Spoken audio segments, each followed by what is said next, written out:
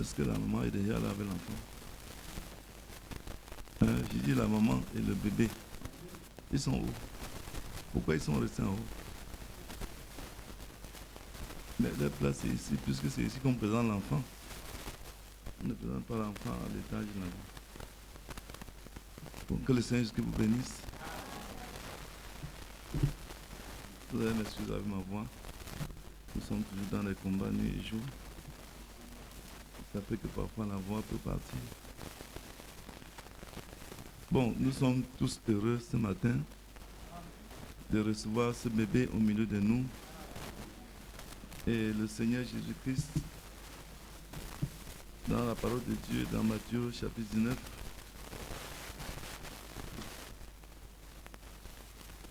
nous exhorter à être comme des petits enfants. Parce que c'est l'attitude des enfants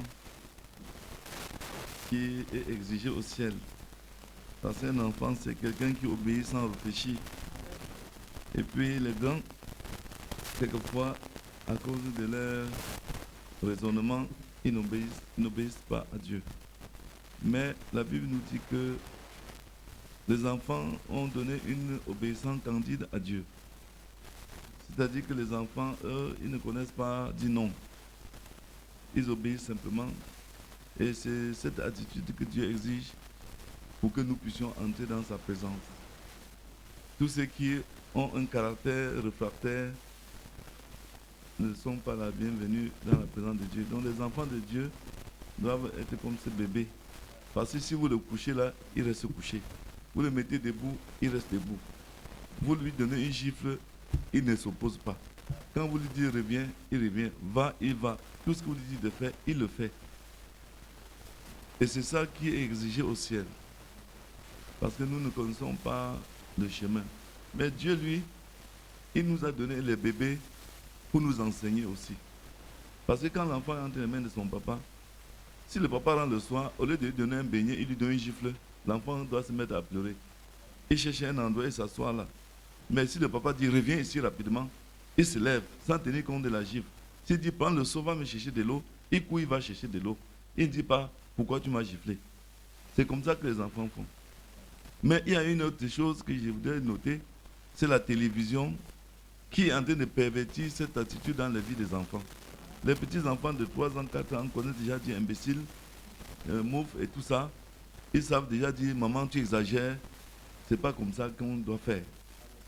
Alors qu'ils sont à l'école des parents.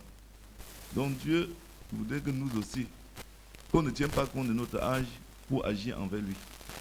Que nous nous comportons comme des enfants. C'est pour ça que la plupart du temps, quand Dieu veut agir sur la terre, les gens qui prennent pour agir, ce sont toutes des personnes qu'on minimise, qui n'ont pas un caractère fort. Donc,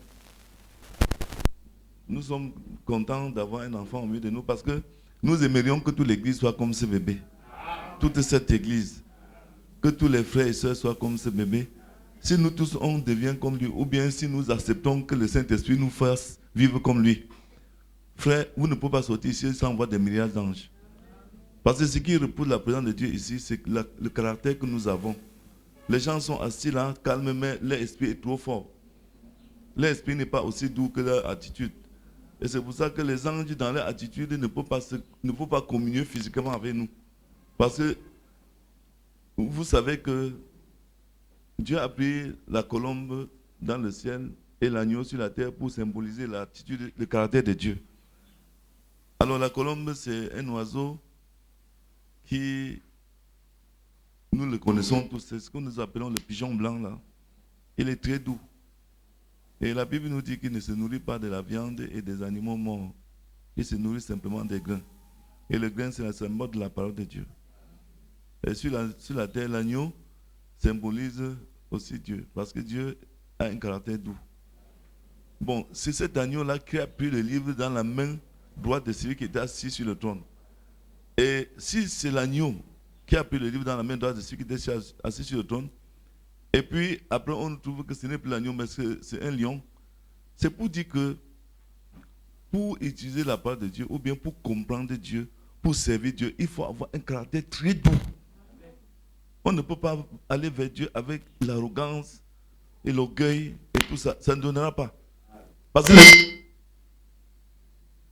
les hommes ne peuvent pas comprendre pourquoi c'est un agneau qui a pris le livre de la rédemption entre les mains de Dieu. Mais ce n'était pas un animal. C'était juste la description d'un caractère. Soyons comme des enfants. Soyons-nous. Le temps passe et le passé nous appartient. Parce que chaque jour que nous passons sur la terre, mon ami, qu'est-ce qui se passe avec les appareils? Il règle ça une fois pour tous. Augmente le volume et tu filtres le son, s'il te plaît. Je voulais dire ceci, frère. Quand nous passons une journée à faire des mauvaises choses ou des bonnes choses, ces choses-là, nous ne pouvons plus les changer. Ça va directement dans le livre qui nous attend.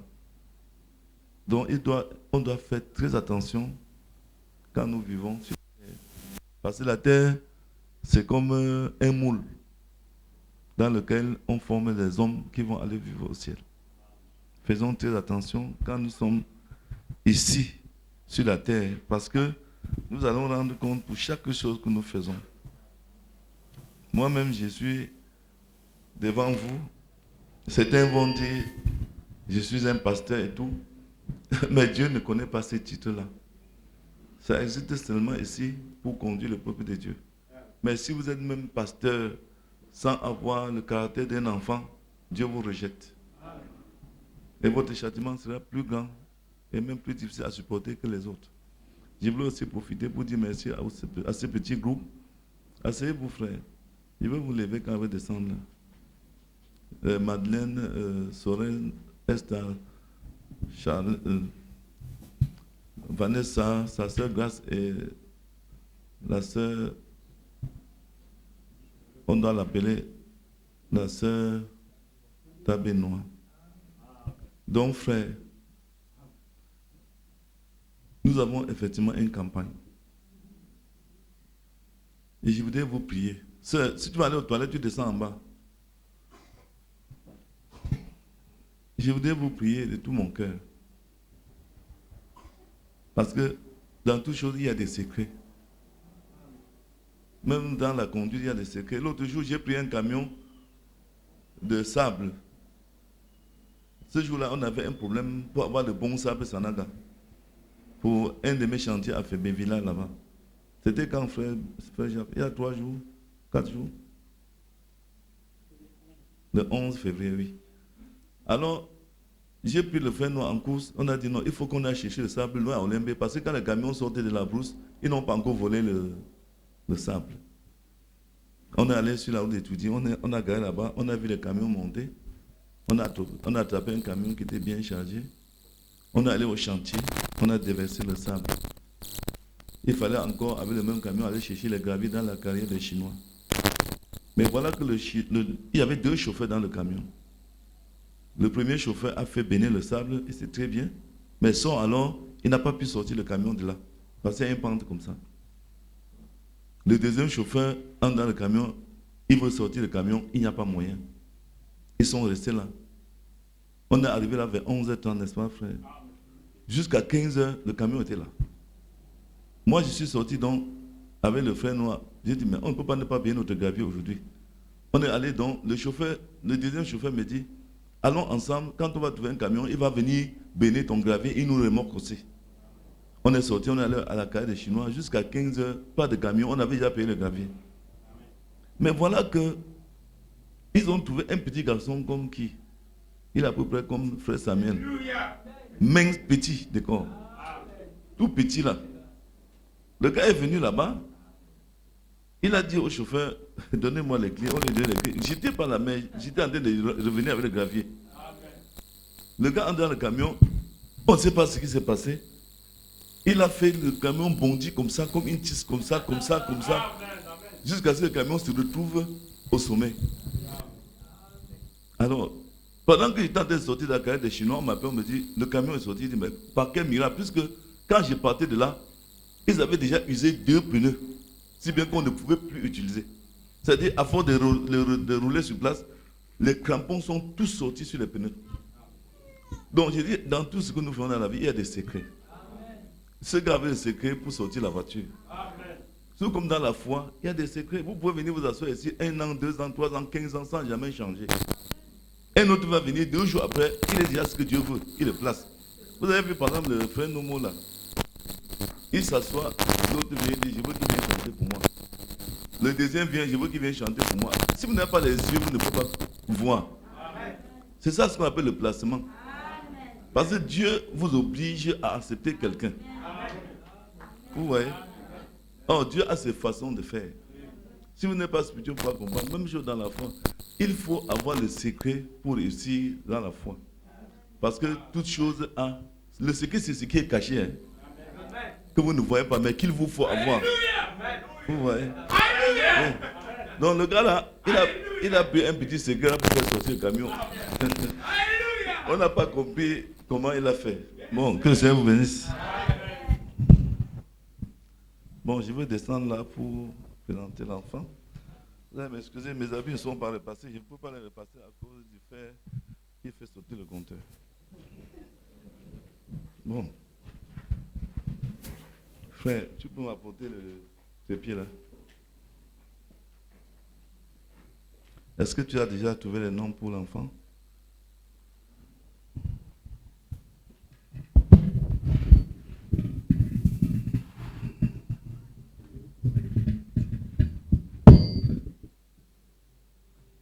Hein, frère?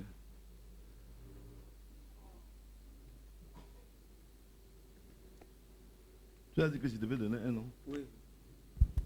J'aimerais que c'est toi qui donnes un nom. Bon, tu m'as dit de proposer un nom, je ne sais pas. J'ai quelque chose dans ma tête, je vais te proposer aussi. Si tu es d'accord. J'ai un livre sur les noms bibliques. Non, ce n'est pas un conte. C'est un livre véritablement. Là, va me faire venir le livre. Et tu mets la musique là pour que nous puissions... J'ai un petit livre. Il y a tous les noms bibliques à l'intérieur. Si vous voulez avoir un nom de votre enfant, ou bien de votre fils, ou de votre fille, vous pouvez vous référer à ce livre. Mon ami, il est où bien?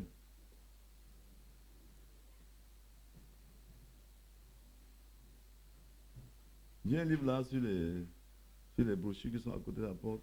C'est un livre jaunâtre comme ça. Je viens de poser ça dessus à côté de moi. C'est un livre qui comporte tous les noms. Si vous voulez, vous avez l'embarras dans le choix des noms de vos enfants. Vous pouvez vous référer à ça. Et si quelqu'un veut même changer son nom, il peut tout le faire. Alléluia. Oui.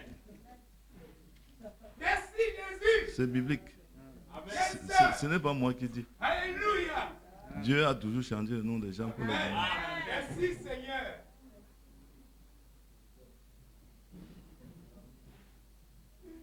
Moi, je voudrais que vous restiez en prière. Pas courber la tête, non. Je ne voudrais pas dire courber la tête. Restez en prière. Et éloignez de vos cœurs les mauvais sentiments.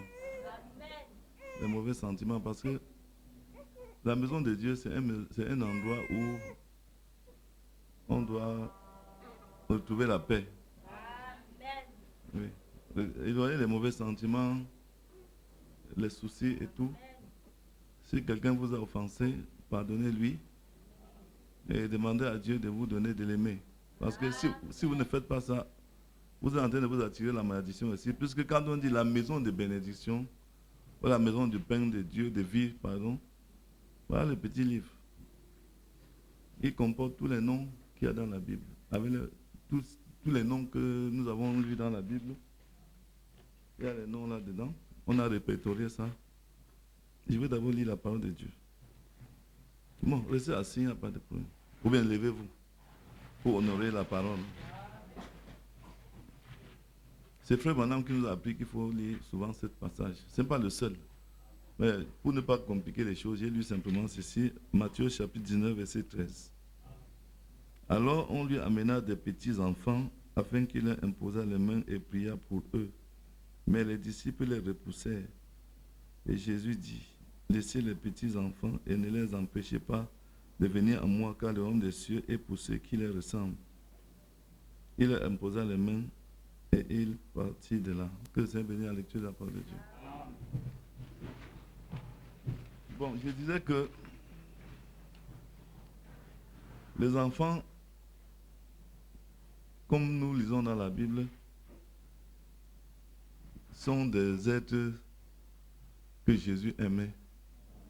Parce que leur nature, leur caractère plaisait à Dieu.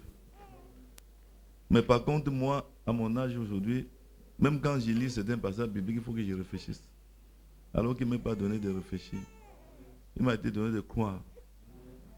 Sans comprendre même ce qu'on dit, je dois croire. Et si j'arrive à ça, Dieu pourra faire des choses avec moi.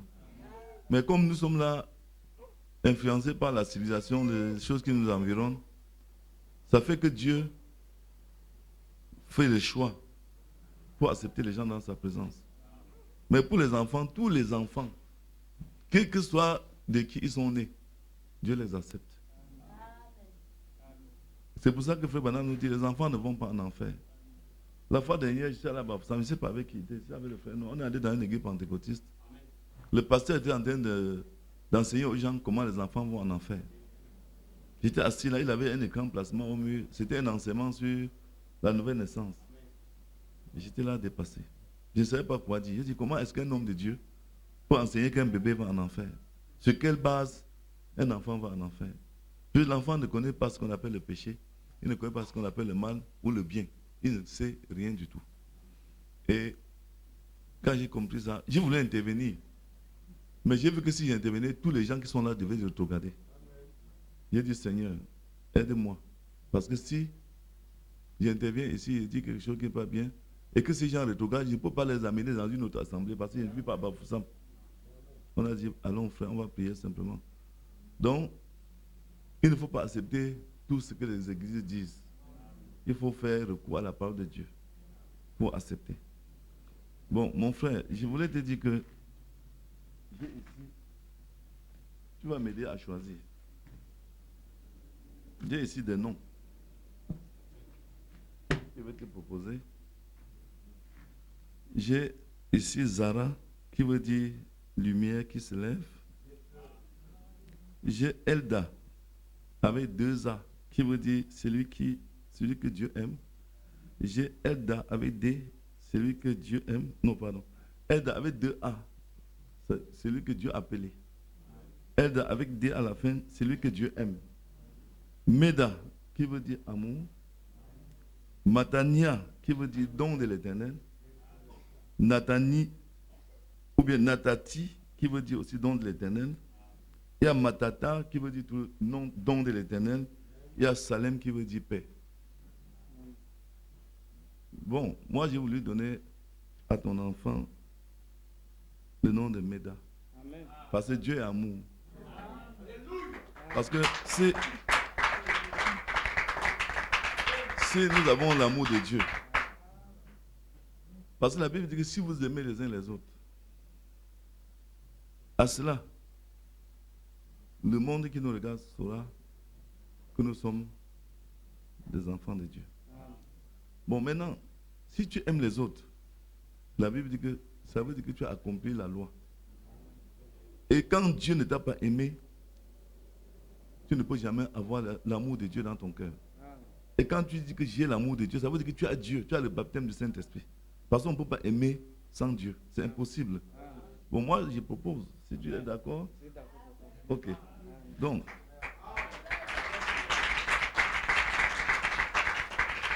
donne-moi l'enfant. Vous savez que cet enfant-ci est venu après un grand combat dans la famille de ce couple. Moi-même, j'étais beaucoup choqué parce que je ne sais pas où je me trouvais quand j'ai appris qu'il avait perdu les jumeaux. C'était pendant... Non, j'étais à l'hôpital, mon frère jumeau. Ma maman ou mon frère jumeau. Oui. Alors, bon, je ne veux pas rappeler ça ici devant ce bébé. Mais nous disons que nous bénissons le Seigneur. Parce qu'il a permis que ces femmes soient consolées. Avec cet autre bébé qui est dans mes mains. Alors nous allons ensemble prier pour cet enfant.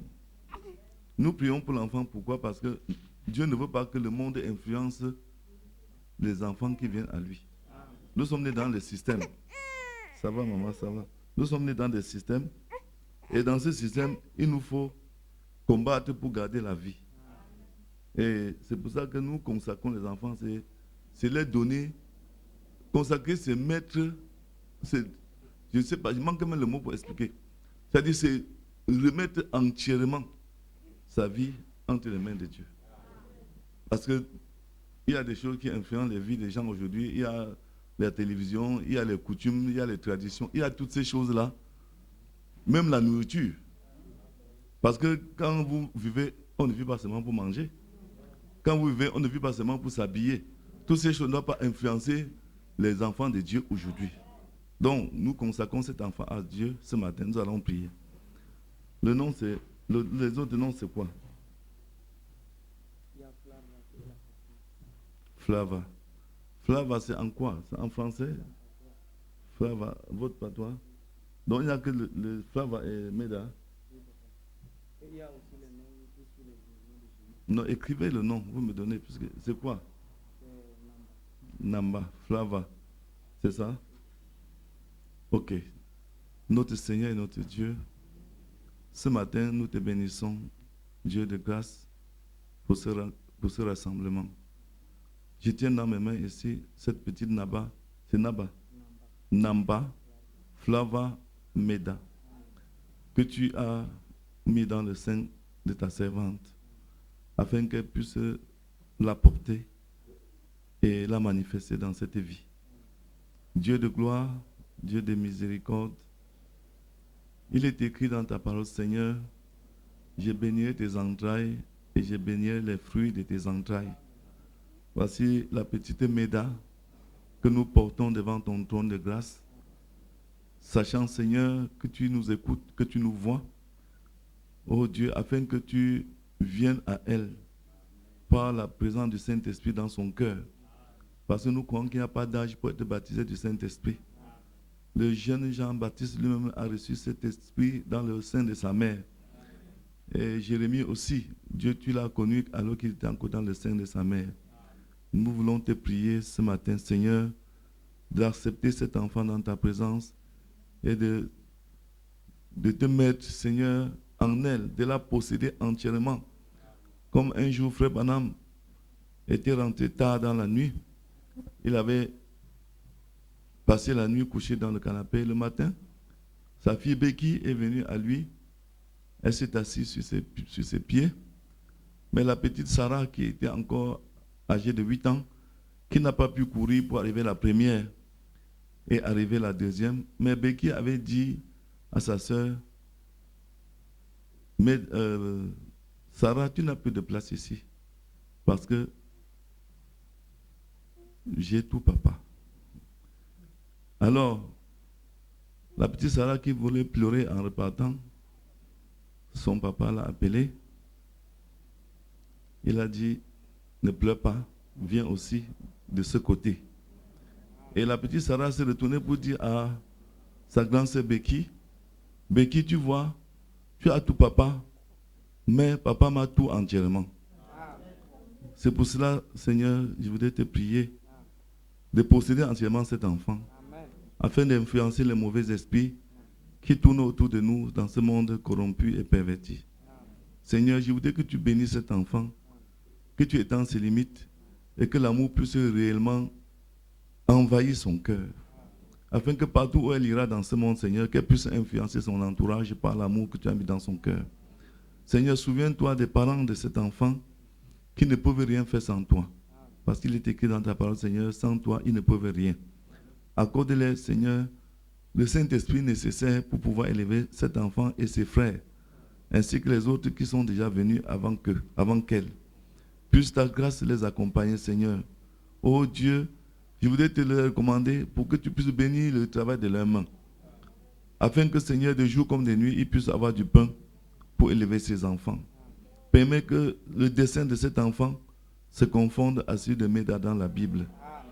Dieu de gloire, afin que la naissance de cet enfant, sa présence dans cette famille, puisse faire la joie de la famille, puisse faire aussi la joie de notre Église, le corps de Christ entièrement dans le monde.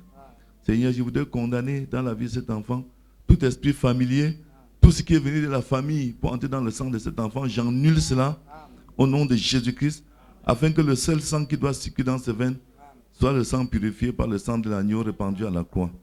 Bien-aimé Père Céleste, je condamne aussi toutes les paroles d'imprécation venant de l'ennemi sur cet enfant au nom de Jésus-Christ. J'annule toute malédiction maternelle, paternelle, ô Dieu, sur cet enfant. Seigneur, Dieu a dit dans le livre d'Exode au chapitre 20 que si les parents obéissent à toi, ils seront bénis jusqu'en 1000 générations. Bénis cet enfant ainsi que ses frères. Oh Dieu, bénis ce couple et accorde-leur une vie sainte afin que ces enfants puissent trouver un lieu où ils peuvent grandir dans la paix. Dieu de gloire, j'invoque le sang de l'agneau sur cet enfant au nom de Jésus-Christ. Je te la consacre ce matin. Par la foi, au nom de Jésus, j'ai prié. Amen. Ouvre, frère. Comment? Arrête. Arrête, enfant.